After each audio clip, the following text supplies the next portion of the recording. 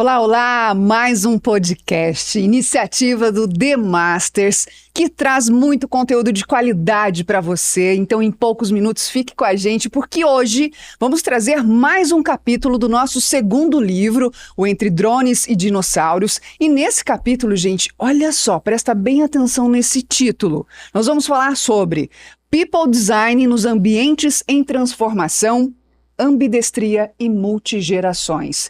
Com ela, que é consultora de RH, professora e palestrante, Fernanda Chaves. Tudo bem, Fê? Eu tô ótima e eu tô muito feliz de estar aqui. Que Muito gostoso. feliz de trazer um pouquinho sobre esse capítulo que eu desenhei com tanta alegria, com tanta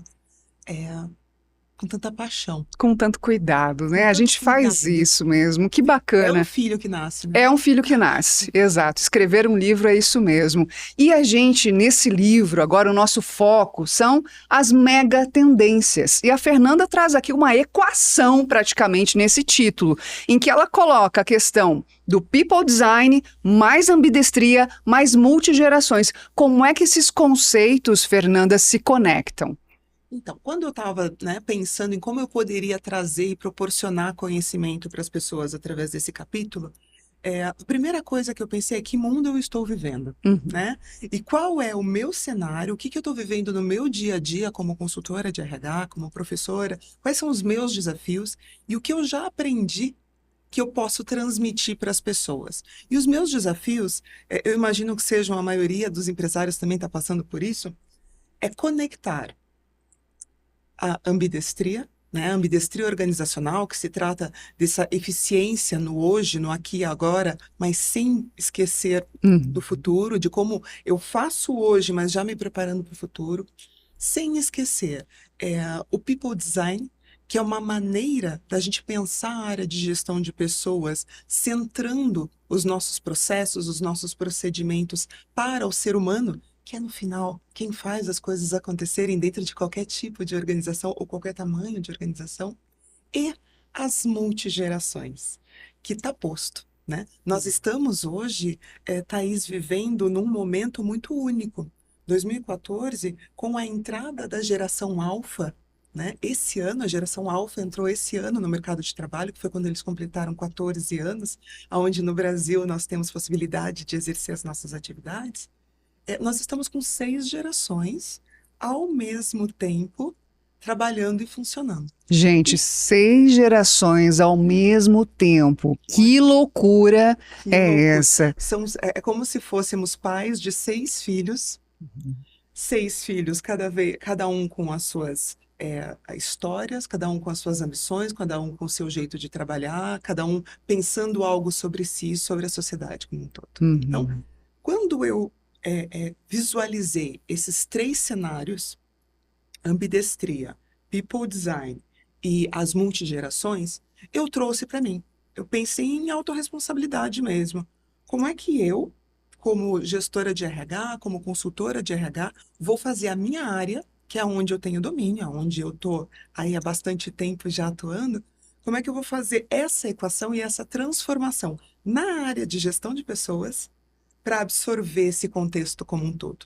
E como é que eu também vou transformar esse meu conhecimento, esses meus aprendizados, dentro das outras organizações que eu atuo como consultora, né? Quais são essas sugestões de olhar para que eles possam, através da área de gestão de pessoas, fazer as transformações levando em consideração isso. Então, partiu daí. Legal. Fer, a gente gosta de saber de caso real, né? É aplicável esse capítulo que você escreveu? Totalmente aplicável. Você escreveu em cima, né? Baseado em quê exatamente? Eu já venho, né? Eu tenho pouco mais de 30 anos de mercado de trabalho, então eu saí do mundo organizacional corporativo no começo de 2023, e 23 e 24 eu tenho atuado como consultora. Mas eu tenho um tempinho aí Tem um chão vivenciando aí, isso, né? é. Uhum. A aplicabilidade é em toda e qualquer empresa, mas eu particularmente acredito que as pequenas e médias, em virtude da sua facilidade de fazer modificações culturais, ela tem uma vantagem competitiva na sua gestão de pessoas para usar esses outros 3 conceitos a seu favor. Gente, presta atenção, você, dono de pequena empresa, ouviu essa?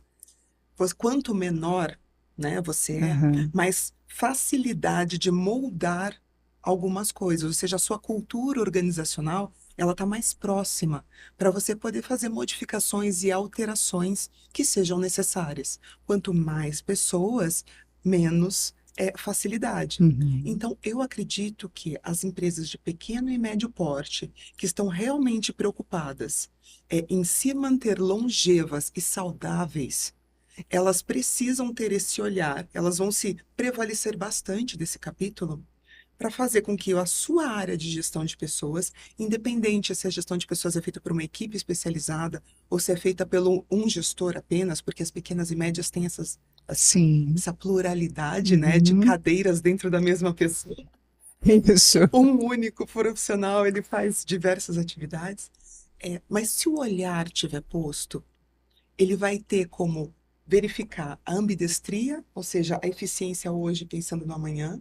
Ele vai poder colocar essa gestão de pessoas centrando nessas pequenas almas que estão ali junto com ele, fazendo o negócio acontecer. E essas pequenas almas são parte das gerações. E Uhum. às vezes, se você tiver 6 funcionários, você pode ter 6 gerações. Entendo. Então, eu acredito que os maiores beneficiados hoje para a implantação, obviamente, são as pequenas e médias. Uhum. Mas as grandes, elas já lançaram mão disso Uhum. e estão tendo um pouco mais de dificuldade pela escalabilidade mesmo, né? Uhum. Então, não é porque isso é difícil de fazer, é porque ela impacta as pessoas e as pessoas têm uma resistência a qualquer mudança. Nós temos Nós resistência à temos, mudança. nós temos. Você me falou de 30 anos, pelo menos, Fernanda, de experiência, né? E hoje a gente está aqui falando de mega tendências. O que é que você, Fernanda, viu enquanto conceito e que realmente tem valor nessa história toda tua de 30 anos como consultor, não só como consultora, mas da área de RH? Sim. O que que você viu em relação a conceitos que valem até hoje, quando se trata da gestão de pessoas? Autoconhecimento. O autoconhecimento, ele nunca saiu de moda, né? É um tema que desde que eu comecei a trabalhar muito cedo, né? Eu comecei a trabalhar aos 13 anos de idade, numa época onde as coisas eram um pouco mais facilitadas. Mas desde a minha tenra idade, eu vejo que o autoconhecimento, ele permeia os desafios que passaram. Uma outra coisa, o foco no ser humano. Nós passamos por momentos da nossa sociedade onde a gente precisou se focar nas telecomunicações, que a gente precisou se focar na tecnologia. Hoje nós estamos nos focando em inteligência artificial, exploração de reservas ou exploração de muitas coisas, né? Muito se passou nesses últimos 30 anos na minha vida, na sua e dos nossos Uhum. ouvintes aqui. Mas o autoconhecimento e o foco em nós como pessoas, ou nos nossos profissionais dentro da empresa, que são as pessoas que efetivamente fazem com que o meu negócio aconteça, nunca saíram de Não moda saiu de e moda. vai continuar sendo uma tendência no meu entendimento. Então, Uhum. isso me deixa ainda mais feliz e mais apaixonada pela área que eu escolhi para Uhum. trabalhar, que é a Uhum. gestão de pessoas. A gente teve um passado em que a gente não podia nem falar de autoconhecimento. A gente, inclusive, era orientado a separar o que era profissional do pessoal, É. né? Hoje é quase inconcebível você pensar numa situação dessa, Fernanda. E ainda bem, né, que a gente evoluiu isso. Exato. O que que você vê ainda hoje como maior barreira por exemplo, se colocar o conceito de people design dentro de uma empresa? Ainda essa barreira é muito o mental, é o humano ainda? Ainda é o humano, mas eu acho que são as nossas crenças e preconceitos, né? As crenças que nós tivemos, porque nós fomos criados no mundo onde, olha, você precisa tirar uma mochilinha dos seus problemas pessoais quando você for entrar na empresa. E todo mundo já ouviu isso, né? Você, nós ouvimos isso. E isso, por hoje, racionalmente, sabemos que é uma falácia, mas está incrustado dentro do nosso ser. Uhum. E quebrar essa crença é muito mais difícil do que quebrar a racionalidade disso. Uhum. Então, eu acho que nós ainda somos reféns de muitas crenças, Uhum. coisas estruturais mesmo, né? Uhum. Associações estruturais que nós fizemos e ainda nos impedem de fazer algumas coisas, de fazer com que o ser humano esteja no centro efetivamente, que nós possamos entender trabalho como algo prazeroso e bom, Uhum. e que a gente deixe de associar a palavra trabalho a algo ruim, Escravizante até. Uhum. escravizante. A própria palavra trabalho, ela vem de tortura, Uhum. né? Então, isso está muito dentro de nós. Então, eu acho que as nossas crenças, pelo olhar ao trabalho, que talvez sejam o mais difícil de encarar, de entender e de trabalhar. Fernanda, você está dentro de empresas, você acompanha empresas de diversos setores, de várias áreas. Qual o tempo médio que você percebe, Fernanda, que é necessário para uma mudança de cultura ali dentro, por uma aplicação, por exemplo, do People Design? É muito difícil mensurar em tempo, tá? Muito difícil. Mas eu posso dizer que a partir do momento aonde os heróis, ou as pessoas mais importantes daquela organização, sendo o CEO, o dono, o proprietário ou os gerentes, a partir do momento que eles internalizarem isso e eles transformarem o seu pensamento em ações Uhum. junto aos seus colaboradores, isso flui. O ensino pelo exemplo, né? Exatamente, é de cima para baixo. Uhum, Né? uhum, Então, os exemplos, nós seres humanos somos pautados, por exemplo, a gente não aprende na leitura apenas, a uhum, gente aprende nos exemplos. Então, a partir do momento que essas pessoas, que são as idealizadoras, os seres importantes, efetivamente, para pensar na alma dessa organização, eles interiorizam isso e reverberam isso, a transformação acontece de uma maneira mais tranquila, benéfica e, consequentemente, mais rápido, uhum, né? Mas tempo é muito difícil de mensurar, porque tempo cada um tem o seu, cada um tem a sua maneira, uhum. e às vezes nós estamos falando de empresas de 5 funcionários, às vezes nós estamos falando de empresas de 5.000 funcionários. Mas pelo que você trouxe, parte muito do exemplo mesmo É de das cima pra pessoas que são vistas Isso, ali, porque né? nós estamos falando aqui, essa transformação é cultura, É cultura. é cultura.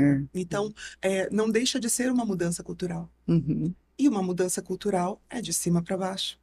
E é através dos exemplos. Fernanda, eu creio que também você sinta uma grande diferença quando você falava de futuro há 15 anos e quando você fala de futuro hoje. O futuro hoje, quando a gente fala, ele está logo ali, né? Ele já está acontecendo. Exatamente. A gente falar sobre o futuro no lá e então, né? Os Jetsons. Isso. E hoje o futuro, a sensação que eu tenho é que eu estudo algo, eu falo sobre o futuro e o futuro não está no mês seguinte, ele está na semana seguinte. Exato. E então é mais difícil, a gente precisa se desapegar das pequenas coisas, focar no que é importante Uhum. e trazer essa simplificação no pensamento e no fazer para que as coisas fluam de maneira mais fácil. Então, de novo entram as crenças É.